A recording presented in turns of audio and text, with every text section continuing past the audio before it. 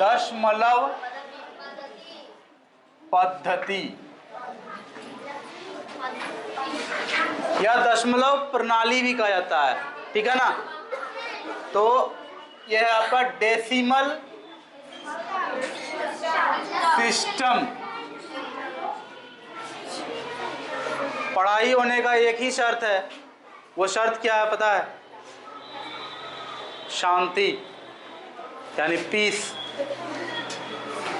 Piece के बिना पढ़ाई असंभव है। इसलिए क्लास में अगर पढ़ाई चाहते हो तो तुमको क्या देना पड़ेगा? शांति। तो आवाज मत कीजिए, ध्यान से पढ़िए। चलिए देखिए, देखो हम लोगों ने एक चीज पढ़ा है पहले से, इसको जानते हो, भिन्न को, है ना। पिछले क्लास में हमने डिजिट के बारे में पढ़ लिया है। डिजिट कितने होते हैं? 10 डिजिट होते हैं, है ना। पहले चलो फिर से रिकैप करते हैं। कोई भी संख्या दुनिया में किससे मिलके बना है? डिजिट से मिलके बना है ना। और डिजिट क्या होता है? अंक। कौन कौन है? 0 1 2। हो गया, हम खुद ही लिख लेंगे।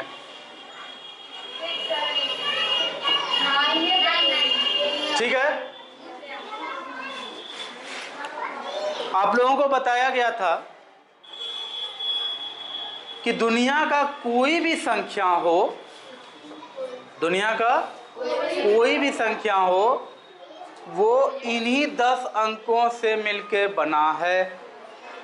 कोई भी संख्या ऐसा नहीं हो सकता है दुनिया में जिसमें कि इन अंकों के अलावा कोई 11वां अंक यूज हो गया हो। फॉर एग्जाम्पल, हम उस पैटर्न को फिर से आज दिखाते हैं, फिर से तुमको मौका है समझने का, कोई मिस मत करना। देखो, हम लोगों की गिनती शुरू होती है 0 से, है ना। हम लोगों की गिनती 0 से शुरू होती है। 0 1 2 3 4 5 6 7 8 9, ये हमारी गिनती है। इसमें क्या हुआ कि 10 अंक खर्च हो गया, अब अंक तो बचा नहीं। और देखो, जैसे देखो, इतना सामान के लिए एक चिन्ह हम लोग तय किए हुए हैं कि कहीं पर भी ये लिखा हुआ रहे, इसका मतलब होता है इतना सामान, है ना। इतना सामान के लिए क्या चिन्ह हम लोग तय किए हैं?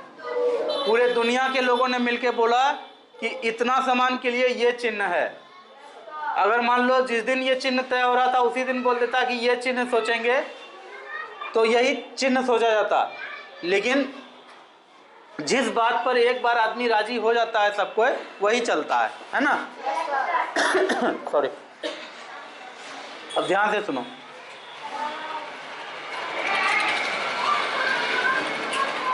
इसके लिए ये है, इसके लिए ये है, मतलब ये टोटल के लिए, मतलब सॉरी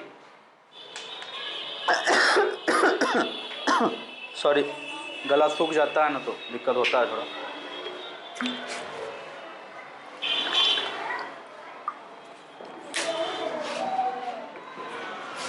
देखो,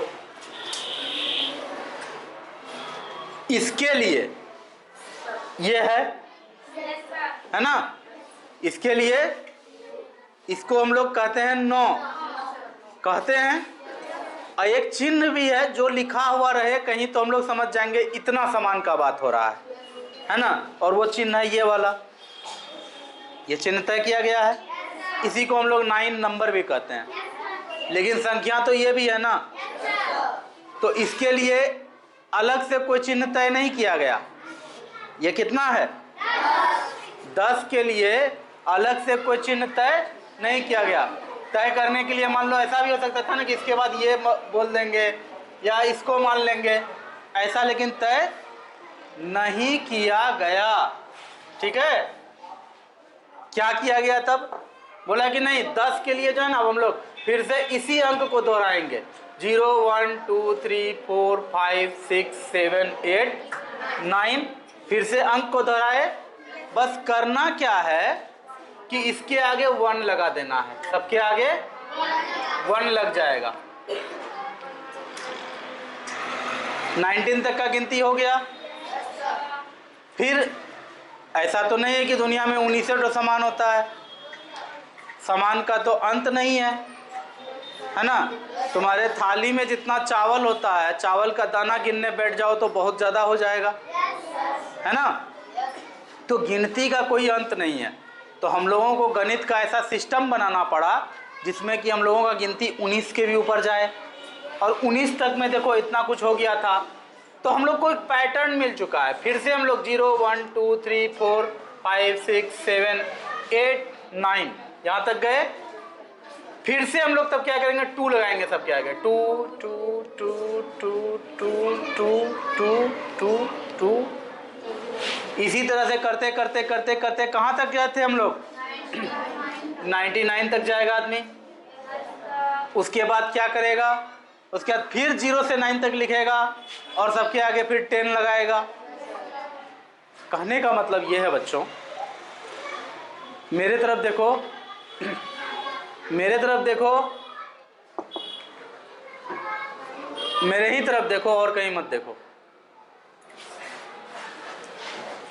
यहाँ कहने का मतलब मेरा ये है कि दुनिया में कोई भी संख्या होगा, कितना भी बड़ा से बड़ा संख्या होगा, कितना भी छोटा से छोटा संख्या होगा, उसमें इन्हीं 10 अंकों का यूज होगा और इन 10 अंकों को इस तरह से रिपीट किया जाता है। ठीक है ना। जैसे कि यहाँ पे 29 तक का गिनती हुआ, फिर यहाँ से 30 31 32 33 34 35 36 37 38 39 तक का गिनती होगा।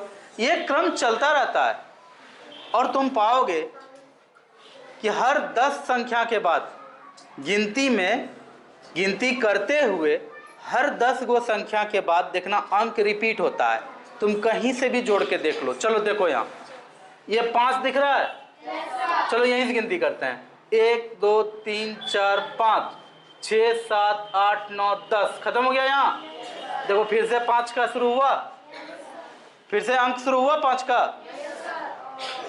ऐसा तुम कहीं भी कितना भी बड़ा से बड़ा संख्या, करोड़ अरब का भी संख्या में गिनती करोगे, हर 10 के बाद अंक का रिपीटेशन होता है।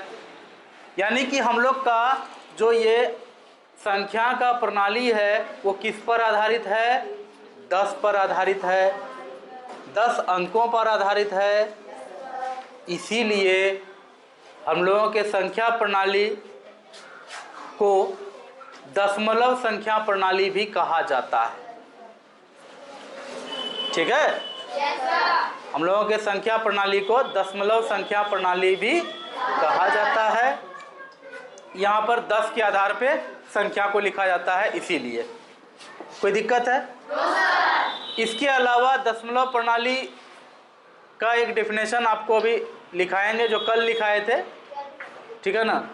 वो फिर से एक बार उसको देखेंगे हम लोग, तो वो काम भी करेंगे। लेकिन उससे पहले हम आप लोग से थोड़ा सा अब आप लोग का ध्यान लेके चलते हैं।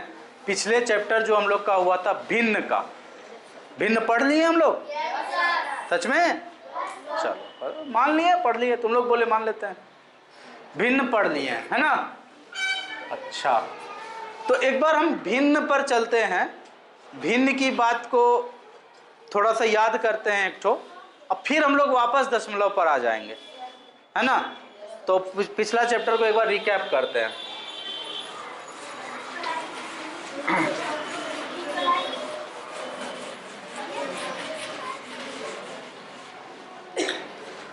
अच्छा बताओ, एक रोटी है, उसका अगर 2 हिस्सा कर दिया जाए तो प्रत्येक हिस्सा को क्या कहा जाएगा?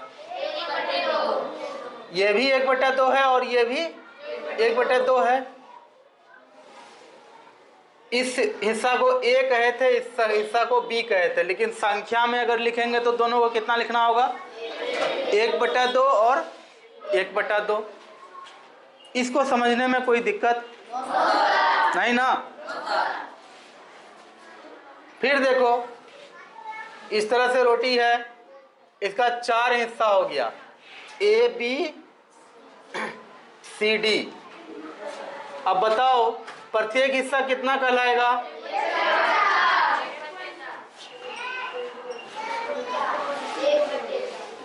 1/4। अच्छा, अब थोड़ा हम इस कॉन्सेप्ट को और आगे बढ़ाते हैं और हम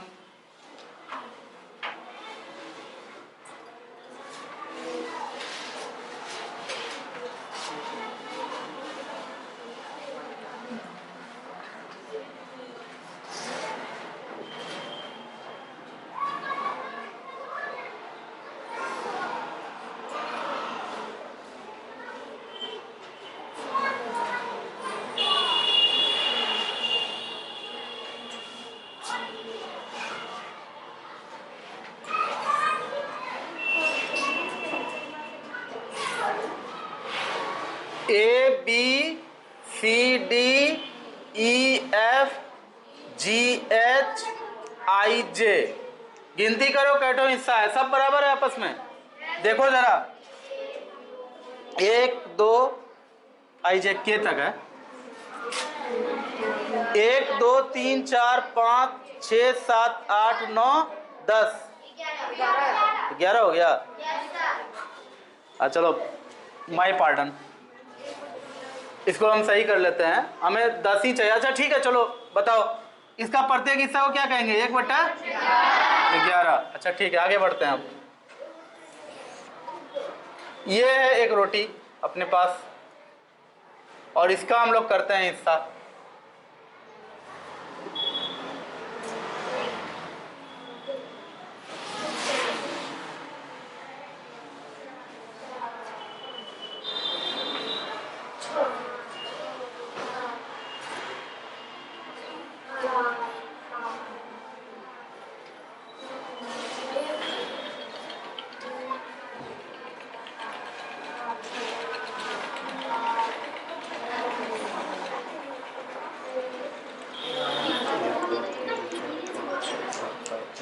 कितना हो गया?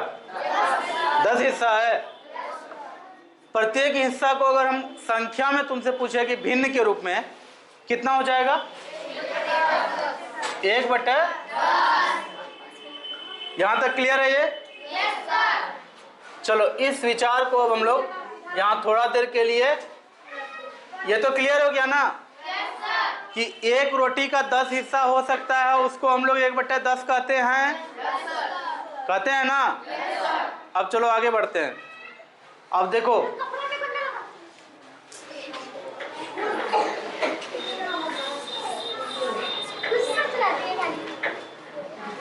₹1,00,000 अगर है कहीं पर,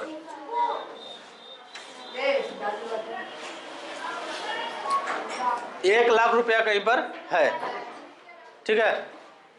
आपको बहुत समस्या है बाबू,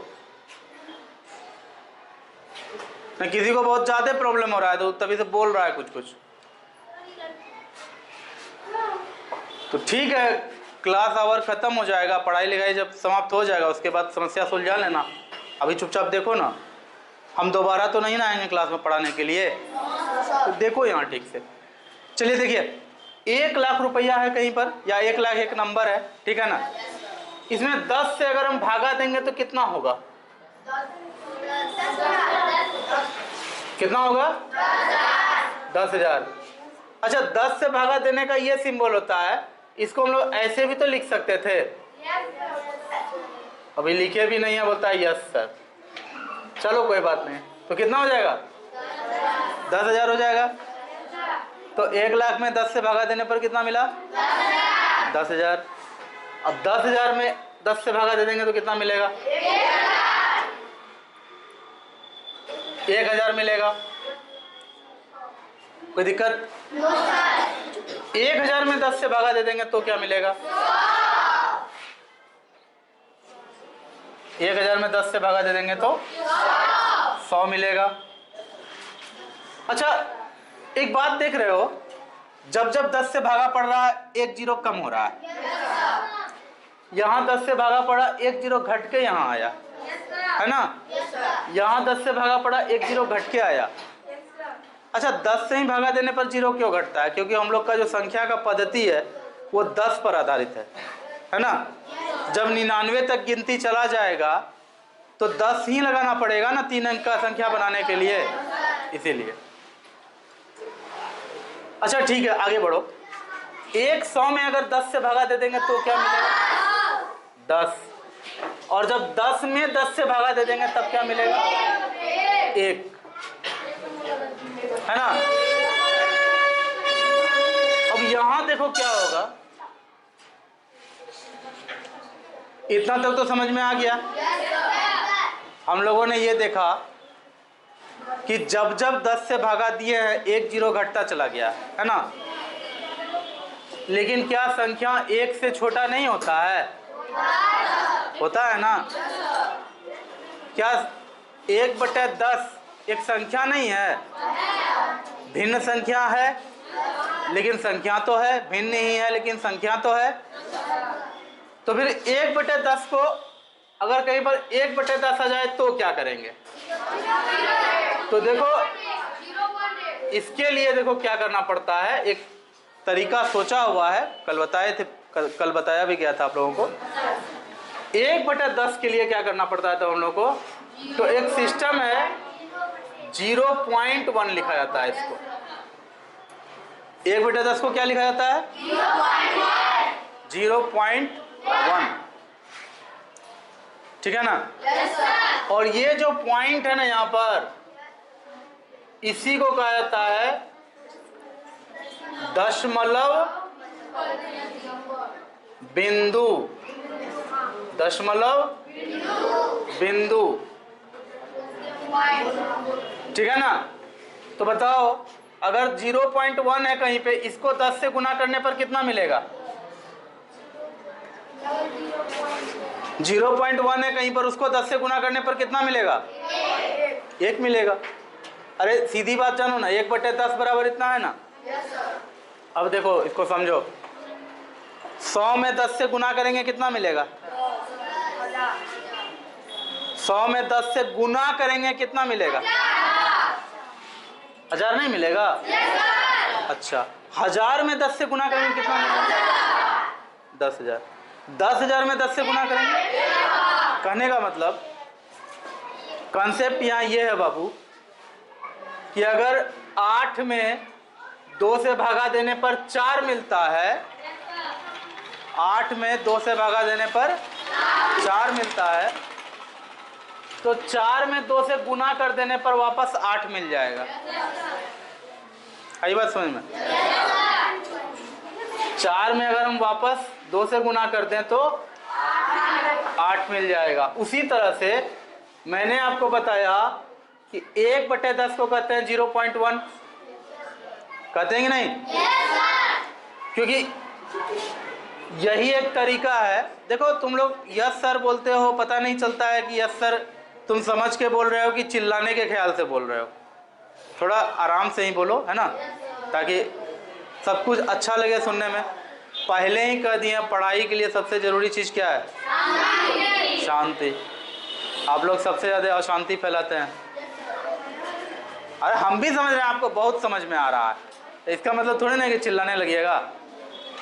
चलिए देखिए, ये आपका यहाँ जो पॉइंट पड़ा था इसको कहते क्या? दशमलव बिंदु। तो जैसे 1/10 बराबर 0.1 होता है, याद रखना 0.1 गुना 10 बराबर 1 होता है, ठीक है। क्योंकि देखो नियम है ना कि 8/2 अगर 4 है तो 4 को बट्टे वाला से गुना कर देंगे तो फिर से 8 मिल जाएगा। 4 दूनी 8 होता है ना। तो वही बात यहाँ है, अगर तुमने 1/10 को इस तरह से लिखने का सिस्टम शुरू किया है और इसी सिस्टम को दशमलव सिस्टम कहते हैं। देखो ये जो तरीका है ऐसे लिखने का, ये पहले से बचपन से तो नहीं ना जानते थे, ये तो आज तुम लोग सीख रहे हो इस चैप्टर में। कि 1/10 एक भिन्न होता है, हम लोग 1/10 के जगह पर 0.1 भी लिख सकते हैं। ये तो आज जान रहे हो। तो आखिर ये दशमलव क्या है? तो दशमलव एक तरीका है जिससे कि हम लोग 1/10 को एक संख्या के रूप में लिख पाते हैं। ठीक है, और इस पॉइंट को कहता है दशमलव बिंदु। अच्छा एक बात बताओ, 0.1 गुना 100 को क्या कितना आएगा इसका आंसर? 0.1 गुना 100 कितना आएगा आंसर? 10 आएगा। क्यों आएगा 10? क्यों आएगा 10? क्योंकि देखो 0.1 को हम क्या लिख देंगे? 1/10 लिख सकते हैं, गुना 100, 1 0 कट जाएगा, 10 आएगा। तो ऐसे भी सोच सकते हो।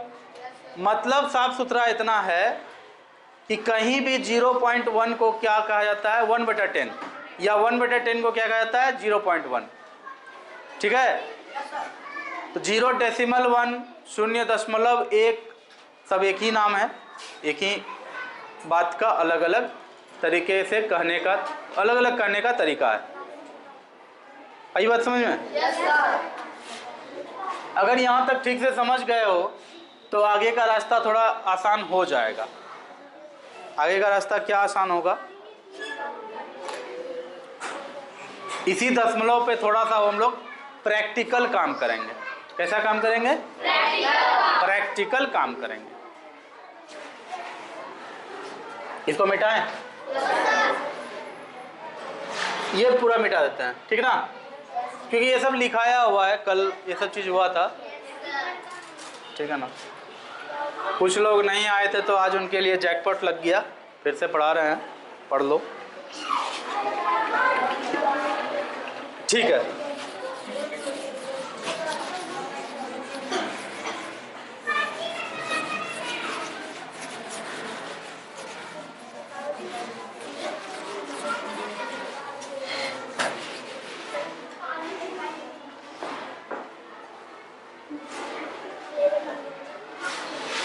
याद रखना 0.1 में अगर 5 से गुना कर देंगे तो कितना होगा? तो याद रखना 0.1 में 5 से गुना करने पर 0.5 हो जाएगा। ठीक है, गुना करने का तरीका होता है, दशमलव में गुना करने का एक तरीका होता है। तरीका क्या होता है सुन लो। कहीं 0.1 है, गुना 5 है, हम लोग पहले क्या करते हैं कि 5 को गुना करते हैं, जैसा चीज़ है वैसे। जैसे यहाँ 1 है तो 5 को गुना करेंगे 1 से तो 5 आएगा, 5 को गुना करेंगे 0 से तो 0 आएगा, आएगा ना? फिर देखेंगे दोनों संख्या में से किसके पास दशमलव है। यहाँ है दशमलव, एक ही संख्या के पास दशमलव है, तो देख लेंगे दशमलव के पहले या दशमलव के बाद। पहले बात क्या कहें, मतलब दशमलव से इकाई के तरफ जाने में कितना अंक है? 1 अंक है, तो यहाँ पर 1 अंक 5 के जस्ट बाद, यहाँ पर 5 के ठीक पहले, सॉरी बात बोल रहे हैं, 5 के ठीक पहले यहाँ दशमलव लगा देंगे। यही तरीका होता है। अच्छा अगर मान लो कोई बोले कि 0.1 गुना 0.1 करिए तो क्या होगा? तो सीधी सी बात है, यहाँ पर करेंगे 1 0 होगा ना, फिर 0 0 1 0 0। अब करना क्या है आगे देखो, दशमलव के बाद यहाँ कितना अंक? दशमलव के बाद यहाँ कितना अंक? कुल मिला के दशमलव के बाद कितना अंक हुआ? 2। तो आपको इधर से गिनती करना है, 1 2, इसके बाद यहाँ दशमलव दे देना, यही होगा आंसर। ठीक है, इसका मतलब तुम लोग को एक बात तब और समझ में आना चाहिए। इसका मतलब ये है, इसका मतलब ये है कि दशमलव स्टार्ट भले ही हम लोग 1/10 के रूप में किए हों, ठीक ना, दशमलव भले ही स्टार्ट हम लोग 1/10 के रूप में किए थे, लेकिन दशमलव का कहानी बहुत लंबा है। दशमलव केवल 0.1 के रूप में ही नहीं लिखा जाएगा, बल्कि दशमलव 0.5, 0.01, 0.2, 0.7, 0.9 कुछ भी लिखा जा सकता है दशमलव के रूप में। और ये बात समझ में, अब मान लो कि कभी ऐसा हो कि 0.1 में 9 से गुना हो जाए तो आ जाएगा ना 0.9। तो ये भी एक संख्या है ना, लेकिन कैसा संख्या है? दशमलव वाला संख्या है ना। अच्छा, अब एक और बात आता है सामने। इतना तो समझ में आ गया ना कि दशमलव के बाद कोई भी अंक हो सकता है, सबका अपना कुछ ना कुछ अर्थ है। जैसे तुमको बताते हैं, अभी देखो, ये पूरा रोटी को कितना कहते हैं? एक। कितना कहते हैं? एक कहते हैं ना। कोई दिक्कत? एक हिस्सा को कितना कहेंगे? 1/10, है ना। दूसरा हिस्सा को कितना कहेंगे? 1/10। अगर हम दो हिस्सा मिला के बोले कि कितना हुआ तो क्या हो जाएगा? 1/10 जोड़ 1/10, है ना, यानी 0.1 प्लस 0.1। तो याद रखना, पॉइंट वाला जो चीज होता है इस तरह से जोड़ करके क्या आता है। तो देखो, जब भी कभी दशमलव वाला चीज जोड़ना हो, 0.1, 0.1 जोड़ के कितना होगा? 1 1 2, इधर 0। और देखेंगे कि दोनों संख्या में दशमलव के बाद कितना अंक है। ठीक है, तो यहाँ पर पॉइंट हम लोग दे देंगे, एक अंक के बाद 0.2 आ जाएगा। तो ये जो पूरा का पूरा भाग है इसको क्या कहेंगे हम लोग? 0.2। देखो, दशमलव का योग हम लोग एक टॉपिक के रूप में तो पढ़ेंगे ही। अभी बस हम तुमको ये बताना चाहते हैं कि दशमलव 0.1 के अलावा 0.6, 0.7, 0. कुछ भी हो सकता है, कोई दिक्कत? इसके अलावा अगर मान लो कभी ऐसा हो, कैसा हो,